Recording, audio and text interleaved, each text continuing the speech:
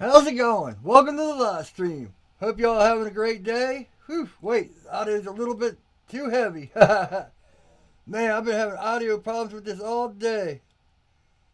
Oh man, there we go. I think that's it. Okay, better, better, better. No, it's still ah. Anyway, let's do this. All right, man, what's going on with my audio today? Hey, let's see if this is better. Is that better? There we go. All right. Sorry about that. I hope I didn't blow your ears out. Too bad.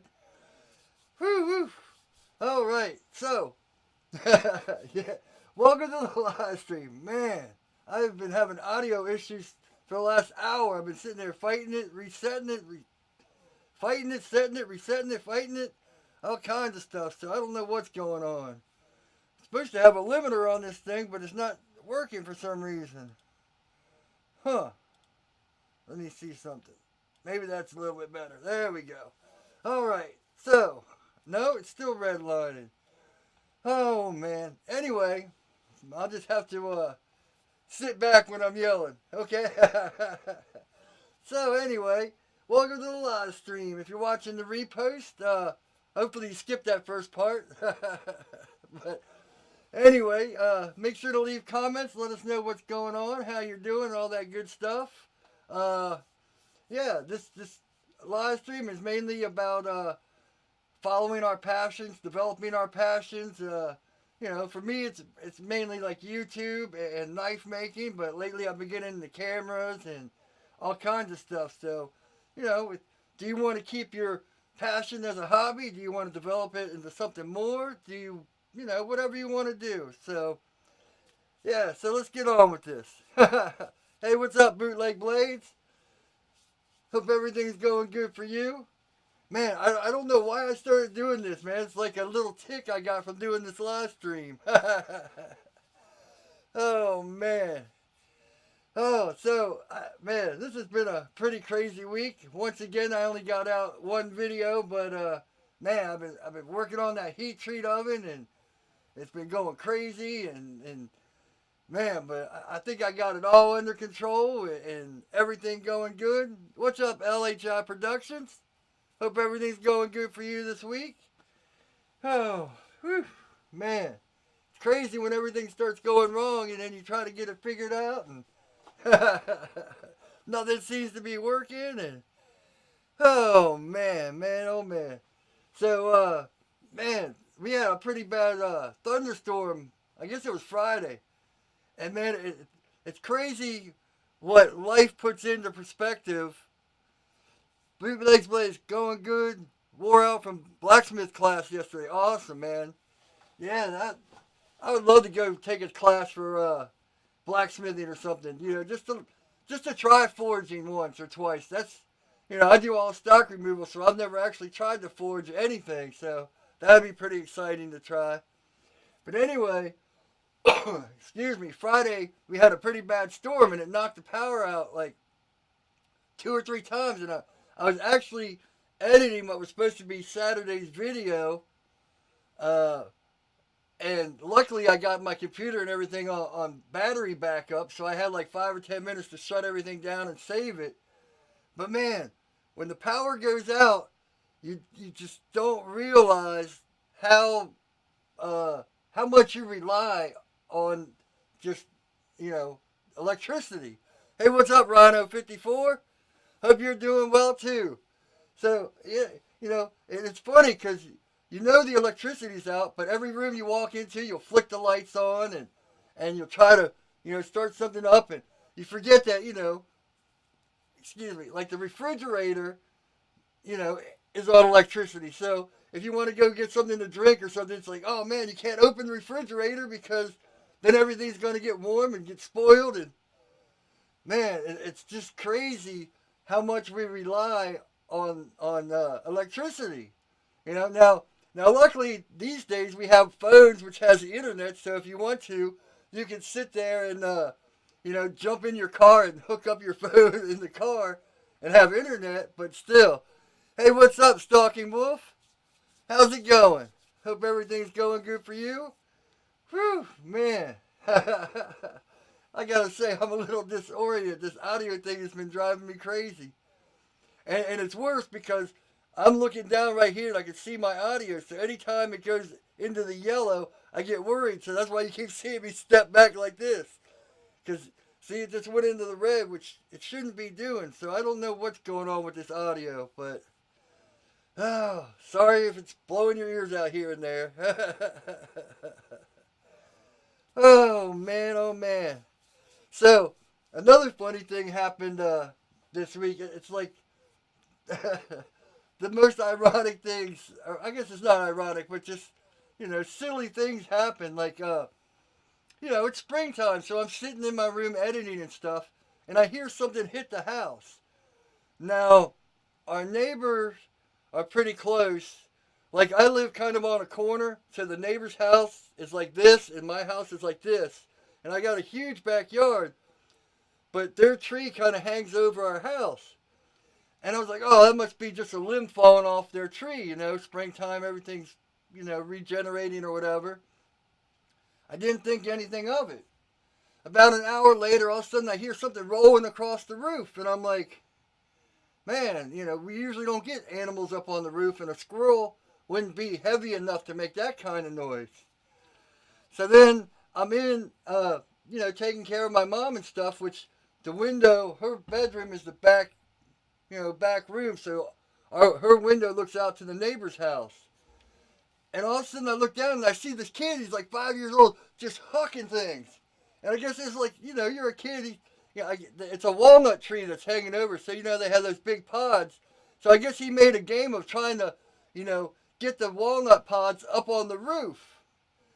But, so I'm like, oh, what's this kid doing, So I immediately run out. And, my first experience as the grumpy old man. And the mother's standing there, and I'm like, can you tell your kid not to stir stuff at my house anymore? It's like, oh, man. There's the grumpy old man. Man, I got to turn this. I don't know why I keep spiking like that. Whew.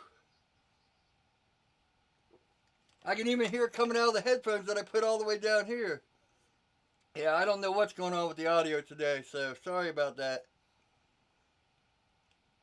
But yeah, after I said that, they've lived here 20 years or something.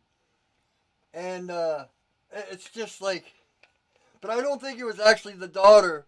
It might have been like the son's kid or something.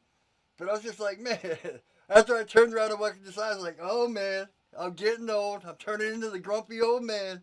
But, I mean, come on. The kid's throwing big old, walnut pods in our house. So, and, the thing that worried me is, like I said, the window's right there to my mom's room. If he misses the roof or whatever and it smashes through the window, my mom's going to be covered in glass. So, for you guys that are new here, my mom's, had a stroke 3 years ago and basically can't get out of bed, so that's why I have time to make knives and do videos and all that, because I take care of her 24/7. But yeah, it's just like, it just was so funny after I came back in. Ruger 12, what's up? How's it going?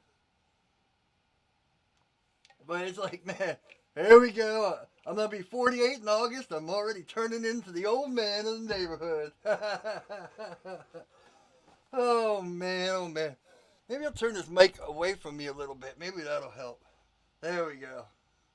Now I gotta turn it. Oh, no. See, I don't know why it's spiking like that. It shouldn't be. SLG Foxy. Hey, how's it going?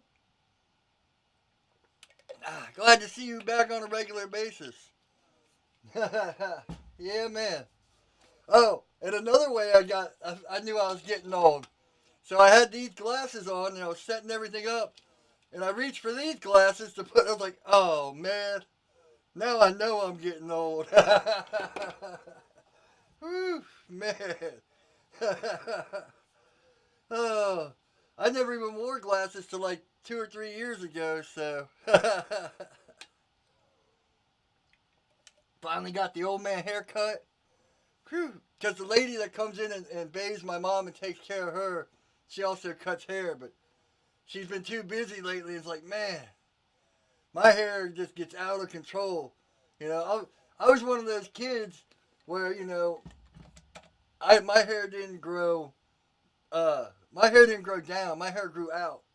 Like starting in like 2005, I never had long hair, so I was like, I'm just not gonna cut it. I'm not gonna brush it. And I had dreads. I'm sure there's pictures around. I had dreads like down to here, and I didn't even tie them off or anything. My hair just grew out that way into these big fat dreads. So yeah. I always had big old curly, you know, and the older ladies would be like, "Oh, I would love to have curly hair like that." And I hated it, but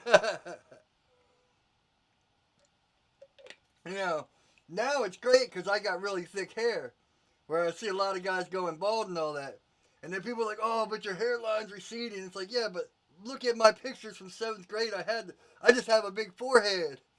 I don't have a forehead. I got a five head. Oh man, man, man. Whew. So, uh, the title of this video is called "What Has Worked for Me," and I kind of split it down because I think a lot of people, you know, and I do this too, like tutorials when I'm trying to learn something new. I think a lot of people misinterpret tutorials because I know I do too. And you know, if you watch my stuff, it's me like, you know, when I'm grinding a bevel or I'm making a knife or when I'm doing something about YouTube or anything. That's just stuff that has worked for me. And it's you know, my interpretation of what I do to make things work. But that doesn't necessarily mean that I'm telling you this is how you have to do it. And I was watching this guy that does a lot of photography, James Popsy, I think's his name. I'm horrible with names, but and his new video was, you know, what rules not to follow in photography. And you know, I've said this a lot of times. It's like, you know, a lot of people have this idea where you have to do everything this way or not do it. Rhino 54, my forehead retreated over the top of the nape of the neck to the nape of the neck. I can't read. So, yeah, I got lucky. You know, I went through 20 years, my first 20 years with a big old afro, but, you know, at least I still have some of my hair. But, I've shaved my head too for the whole 90s. I think that's why my hair got straighter, because from like 91 till like 2001, I just shaved my head completely.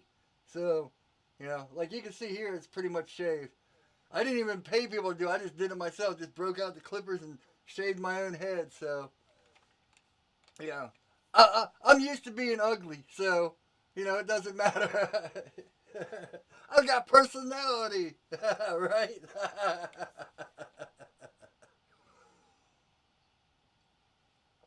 Oh, oh man. I mean, look, the hair is the least of my problems. You know, I ain't got no teeth. My arms don't stretch out. My hands are so busted I can't even stretch them out.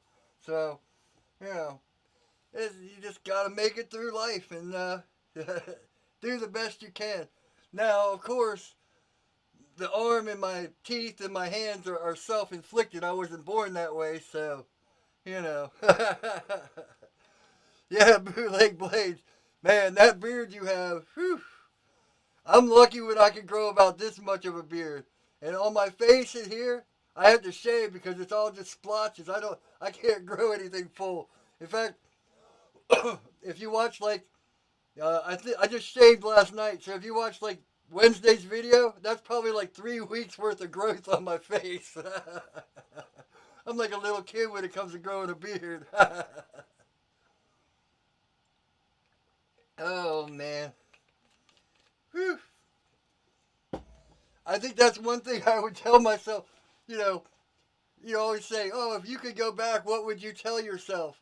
You know, I wouldn't be like anything philosophical. I'd be like, "Cut your hair short. It stays straight. That way you get rid of that big old afro on your head."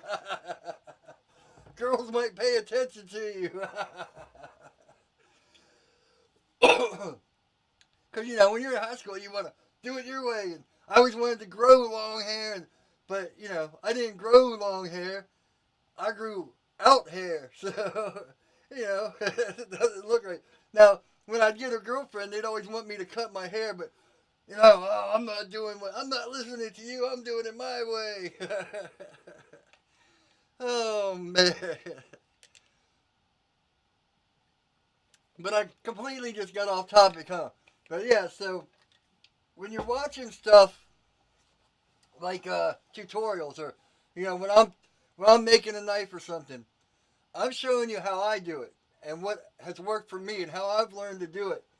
Now, these are great guidelines, just like any other tutorial on any other subject, whether it's YouTube, knife making, photography. These these aren't really rules. Now, a lot of people call them rules, especially, I was seeing like camera stuff. Oh, these are the rules you have to follow to be a good photographer, or these are the rules you have to follow to make your hobby better. But rules are the wrong way to look at things. These are the ideas that have worked for these people. And most likely, these people have learned that from someone else. And so on down the line. So, Rhino 54, when furniture is ugly, they double the price and say it has charm. Well, man, I got a lot of charm. Oh, man. So, yeah. So, and it's, I was talking to that James Popsy. It's like, for some reason, everyone, it really doesn't matter the subject, whether it's knife making, people have this idea where it has to be all or nothing. It's like there never seems to be in between of any of that stuff. So you either follow all the rules, and man, if you go back for the last, whatever live streams when I was doing all that tips on YouTube and stuff and how to be a better YouTuber, and all, man, I fell right into that trap because that's what I was doing. Oh, I had to do this way, and I had to do this way. But that wasn't my way of doing it. Now, lately, I haven't been putting out as many videos, but I've been spending more time on the content of my videos, if that makes sense. And I haven't been following all these rules and all that. And yes, some of this has dropped and all that, and the analytics have gone this and that. But inside as a person, I'm happier because I found that balance of, oh, well, I'm doing this for me and I'm doing this for other people, but it can all help us all together, if that makes sense. And, so yeah, I'm out of breath. I'm all huffing and puffing. This whole all or nothing philosophy is something we got to get out of. Like, I've talked about Casey Neistat a lot. You see a lot of people trying to be Casey Neistat because this is the way he does it. You have to do that. Or Peter McKinnon.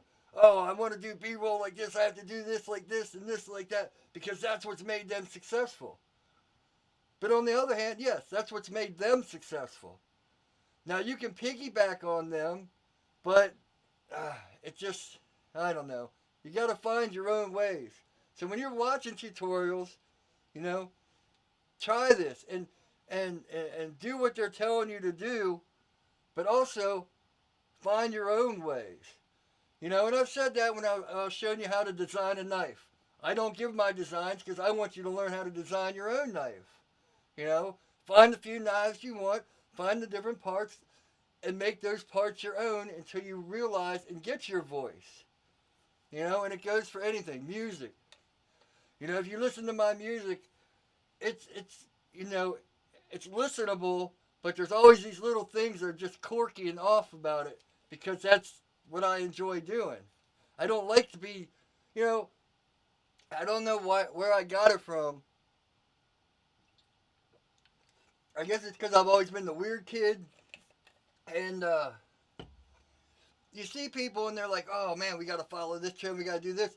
Even if I try to do it like other people, there's something in my mind that is like twists it. So it's like it has to, it makes it my own because I learned a long time ago, you get lonely and you feel ostracized and all that, but man, when you make your own path, it, it's it's more rewarding. Now, yes, people are going to be like, "Oh, you're crazy. You're out of your mind. You're doing things wrong. Blah blah blah." But at least you're doing it for yourself. You know. Defiant Knife LLC. We're all weird kids here, bro. Well, that's good to know. Hmm. Oh, I'm glad you stopped me there. Bootlegs blades. I'm normal. Everyone else on the planet are the weird ones. You got that right. Oh man. Because I've had a few people that say, like if you follow me on Instagram and stuff, you'll notice I've been like on this purple kick. Like even these shorts, these shorts are purple. Now they're not as purple as my pants, but I had this girl come up to me and she's like, "Oh man, I love your style. I wish I had the nerve to go out like that." And it's like, who are you? You know, why are you making yourself miserably, wishing that you could do something? Just do it. Who cares? I guess that is the upside of always being the weird kid, that you really don't care what other people think. You know, of course, you know, you kind of care what your peers think, and you kind of have to decide. Okay, are they talking to me from a caring point where, yeah, you need to change this because you're messing up your life and you're not going anywhere, or are they saying this from a point that's like, you need to change this because we don't want to be seen with you. And honestly, if they're saying it because of that reason, they're really not your friends. Because people people usually accept you for who you are, or they shun you. One or the other. Well, that kind of, like I said, that kind of went on a dark turn, but we'll get off that. It started with giving advice or taking advice. But just realize that these things that people call rules, or you have to do it this way, or you have to do it that way, are only being said because that's how they've been taught. You know, if you want to do something different, do it different. If you see me grinding a knife and you're like, "Oh man, I wouldn't grind it like that," well, don't grind it like that. And the thing, I think the biggest thing for me was failure. And it was a big thing to try to overcome and try to fight. Because it's like, oh, if I do it a different way, I might fail at doing it. Like this heat treat oven. Whew, man. I have been, I've been succeeding, failing, succeeding, failing, succeeding. And I have to, reevaluate.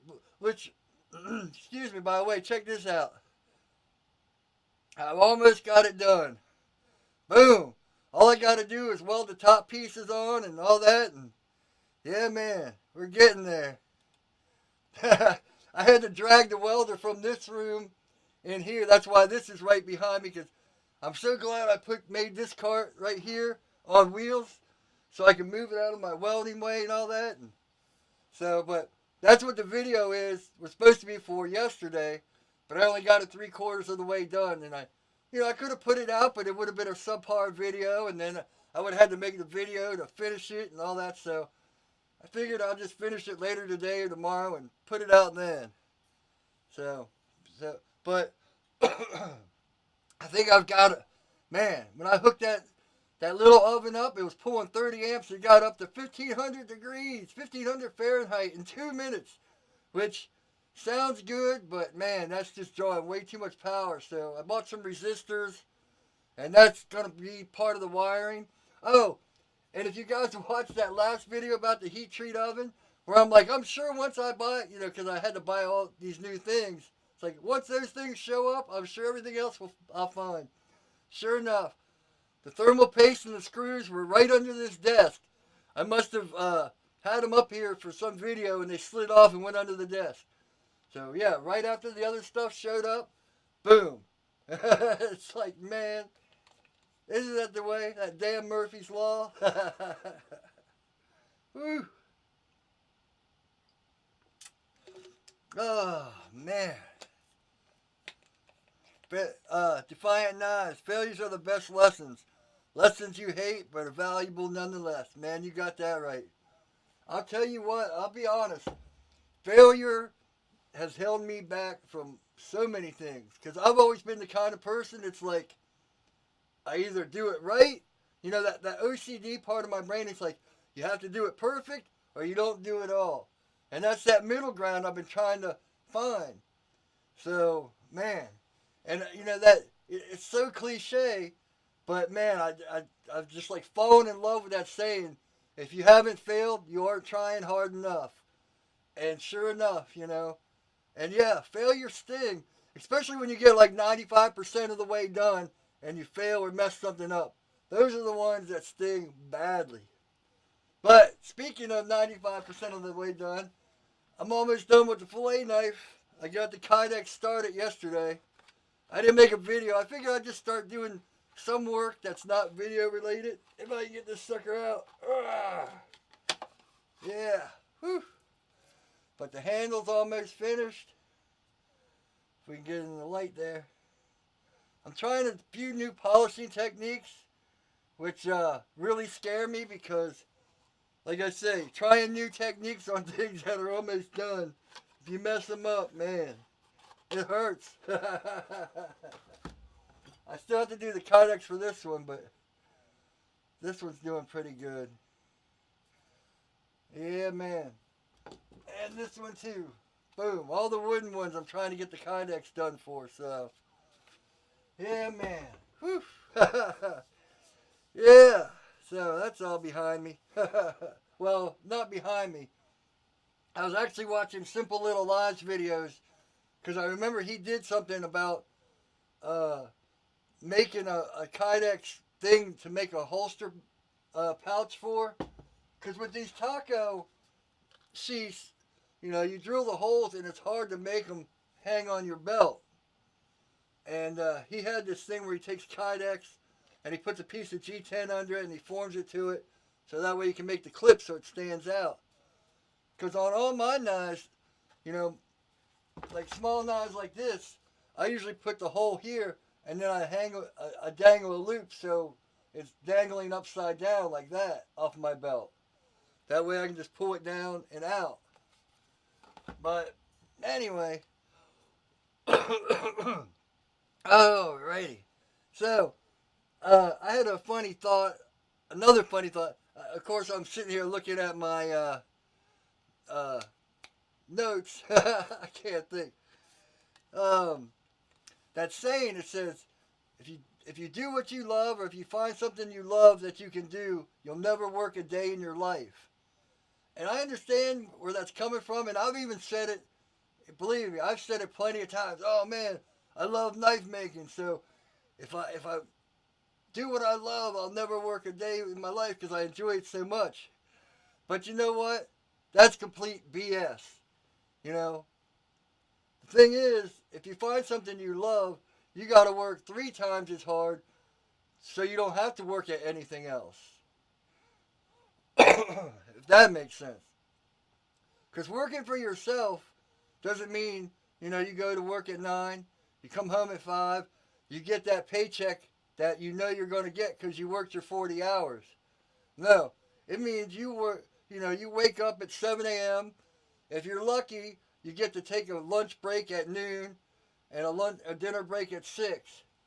But usually it means, you know, you grab something out of the microwave, eat for 10 minutes, and get back to work. So, you know, like that saying, you either work 40 hours for someone else or you work 80 hours for yourself. So, that saying that you find something you love, you'll never work a day in your life. I understand where it's coming from, but yeah, it's complete BS. You have to work harder if you want to do something for yourself. Oh, man.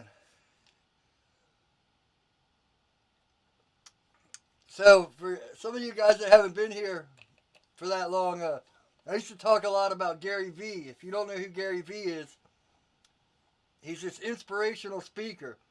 And man, he'll make you uh, he's like a no BS guy. He cusses. He tells you, you're not doing stuff. You're just making excuses and the whole hustle thing. Like basically the whole term hustle porn came from Gary Vee and a few others.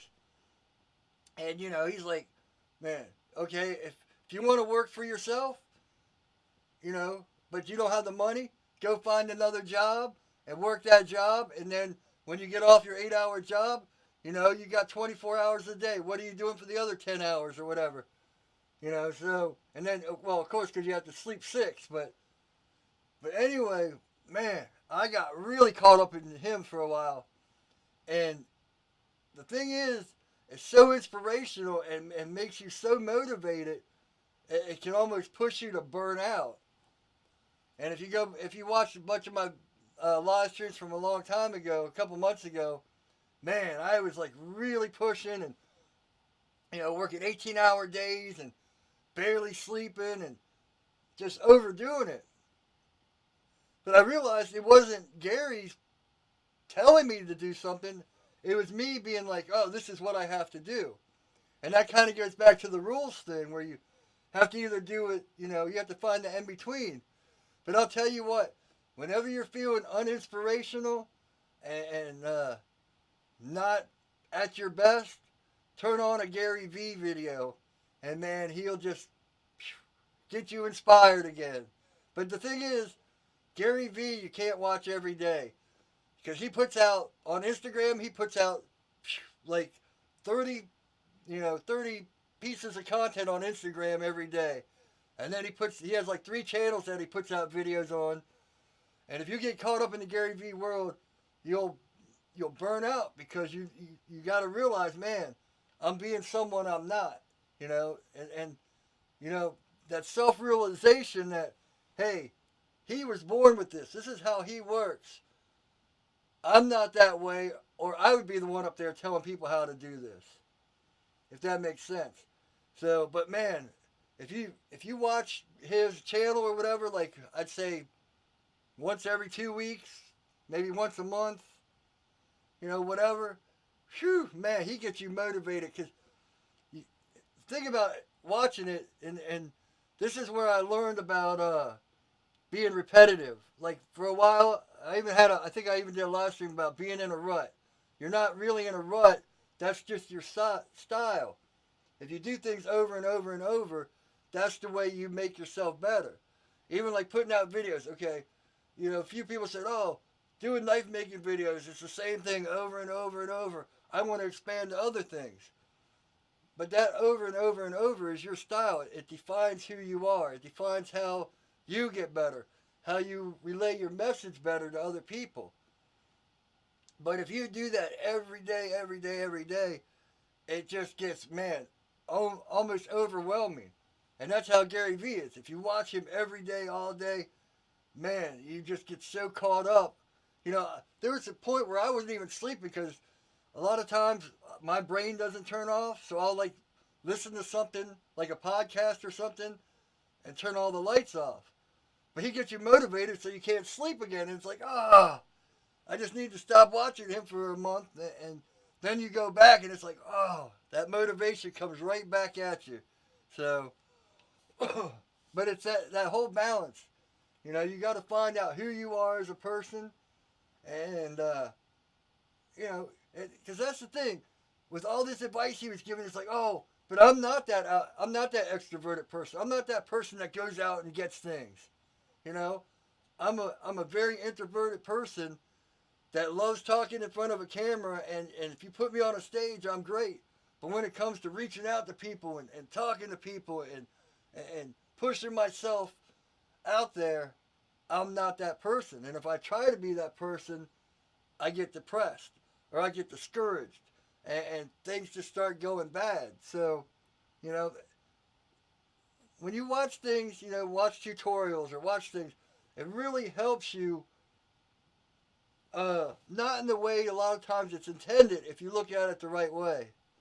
Well, at least for me, I said this plenty of times. When I'm talking about stuff like this is how my mind works and things for me. Now, some people, you know, that if they want to learn something, they have to learn it note for note, just like someone else.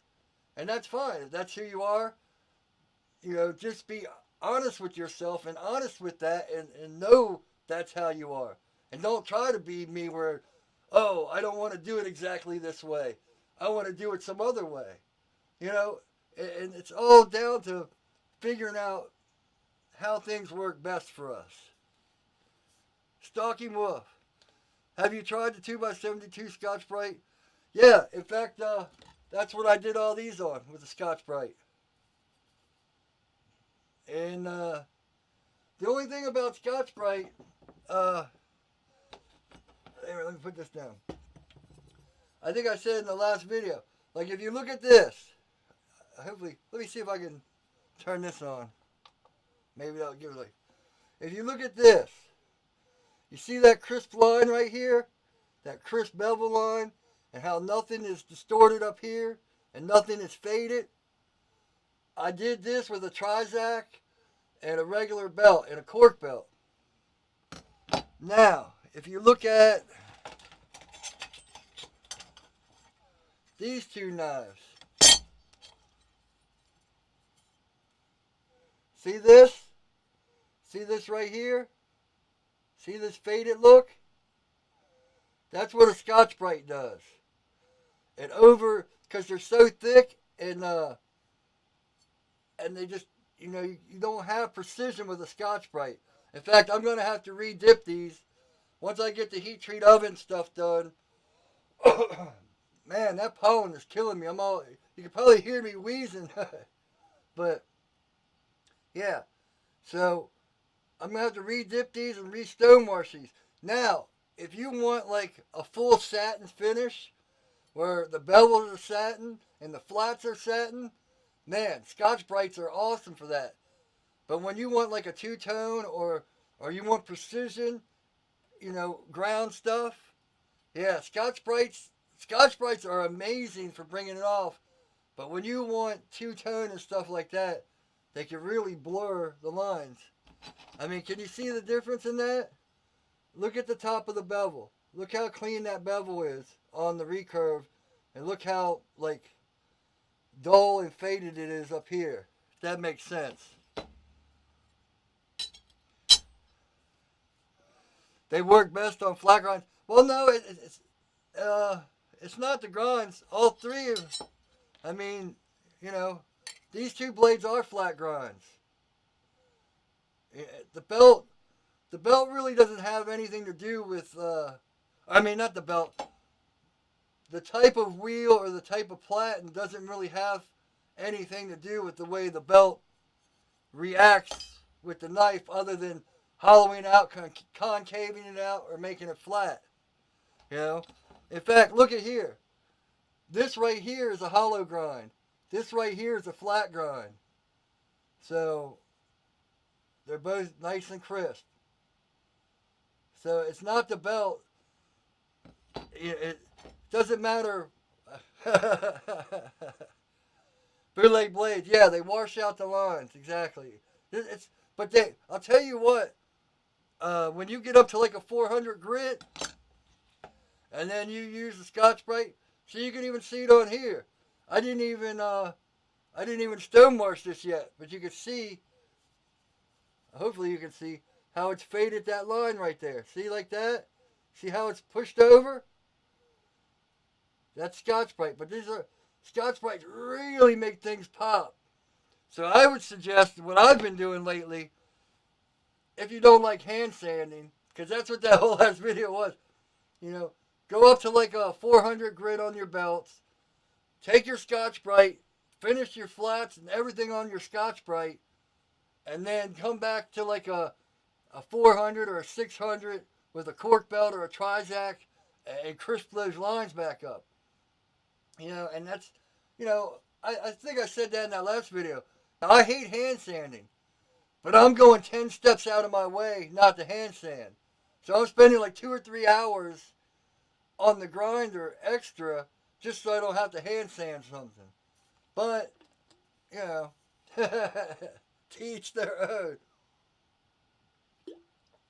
I'm still trying to experiment with it because I still have to re-dip these, and I've actually got some 1,000 grit belts, just regular 1,000 grit aluminum oxide and 1,200 grit aluminum oxide, and I think even 2,500. And I haven't tried them yet, so I want to see how these work. So, cork belts are pretty good, but you know, each belt each belt has its place, and it depends on what look you're going for. So, some people love hand sanding, and when you hand sand, you do get that nice. Let me see if I got that. If you notice, I don't do hand sanding anymore on the videos, but this one, like, see when you hand sand, you have no grind lines. You got that nice, beautiful finish, and it only takes half as long.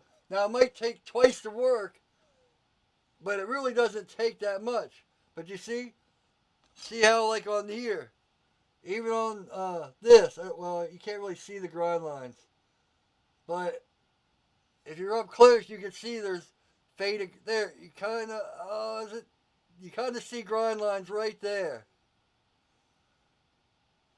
But on this, no grind lines. It's nice, it's not even a mirror finish. It's just satin.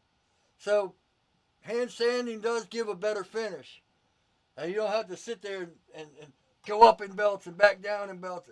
Well, actually, I take that back. When you're hand sanding and you get up to like an 800 grit, and all of a sudden you see these little scratches that weren't there before, you do have to go back down. Bootleg blades, yeah, he has cork belts but hasn't used them.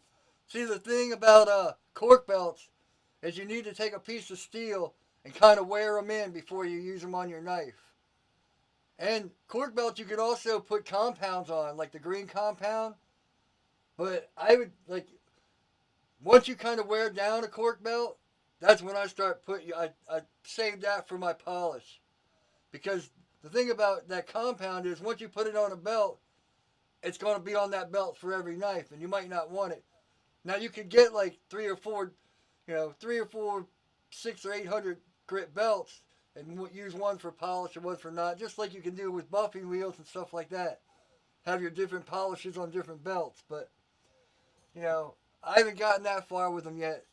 I used to use cork belts all the time, but I haven't used them in a long time. But they are nice. You just have to wear them in a little bit with a piece of steel.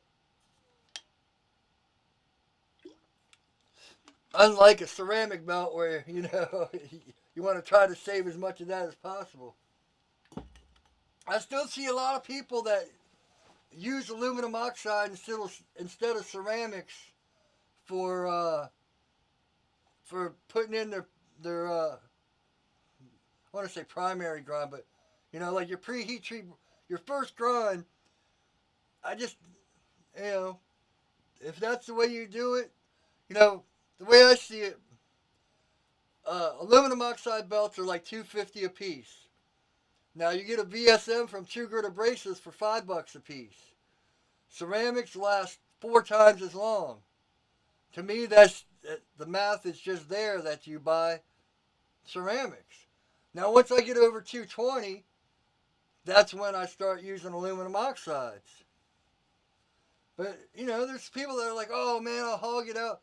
But the heat alone out of aluminum oxide, just, you start wearing it down a little bit, man, you just get all this heat. So, but some people just use them that way better. I don't know. Everyone has their own preferences. And it's just like, it goes back to what I was saying before. If I tell you only use ceramics because that's the way you have to do it, then I'm wrong. Aluminum oxides might be great for you. They, whatever your grinder does might not be fast enough or have enough torque to really cut in with the ceramics or something. But hey, try it out. So a lot of people are like, man, I just don't see spending twice as much. I don't get twice as much out of a belt. So use what you work. Use what works. For me, all I know is I can get like 2 or 3 knives out of a ceramic and put it on the side for doing 90s and all that and get even more out of it. I got ceramic belts all over the place where if I try to use an aluminum oxide, within 10 minutes, all of a sudden my knife's too hot to even hold, and I don't wear gloves, so that tells me something right there, but, you know. Oh, man. Whew. 347. All right. So, I think that's about it. Start winding this down. I got a few other subjects, but I'll save them for next week, just in case I don't have anything to come up with. Because that was actually one of my topics, how to find ideas. Because lately I've been feeling like, man, I'm running out of things to say on the live stream. So I think it was just because last Sunday was Easter, and a lot of you guys were with your families, which I hope you had a great Easter and all that. So even though I realized it, there's this weird thing in my brain where even though I'm saying it and I realize it, there's the other part of my brain that's like, oh, you did something wrong. You know, there's always that negative part of yourself where it's like, even though you know the reason and know you did everything possible, there's always that little doubt part of your brain that's like, oh, you messed something up, or it's your fault, or blah, blah, blah. But anyway, thanks everyone for showing up and stopping by. I didn't see Aaron or Chip here this week, but I'm sure they'll show up in a little bit. I hope everyone's doing well, and hope everyone had a good weekend. And if you only, of course I got to do my shilling part. The new shirt, here's the new shirt. It's up on my website. This is actually like a charcoal. Let me see if I can turn this blue light. It's like a charcoal color. It's not black. And there's a bunch of colors. There's two different shirts. This is actually the cheaper one, which is still pretty nice. And then there's the one I was wearing in Wednesday's video, which is like a tri-blend, which is a little bit more expensive. But, whew, man, you can definitely feel the difference. But they're both nice shirts. But anyway, yeah, I got a few colors in this one. And, yeah, if you feel like going to the website and picking one up, the website's either up here or I always put it down in the description. I've got 2 knives, I think, that are up on my website. And hopefully pretty soon, like 4 or 5 more, if I can ever get away from the oven and get these finished. So, be well. 1248 in California. Whew, man. California's one place I'd love to go. I've never been farther than Milwaukee, but all right. Anyway, there's my OCD and my ADD all kicking in at once. Thanks for showing up, everyone. If you just come here for the live stream, then I'll see you next Sunday. If if you're here for knife making and stuff, then hopefully I might put out the video Tuesday since it's like 3/4 done and the oven's almost done and all that. But if not, it'll be out Wednesday, and hopefully I can get back to the hormones for Saturday and get all back in track and figure everything out and all stuff like that. But all right, thanks guys. I really appreciate all the support and all the help. Hope everyone's having a great day, and as always, take it easy.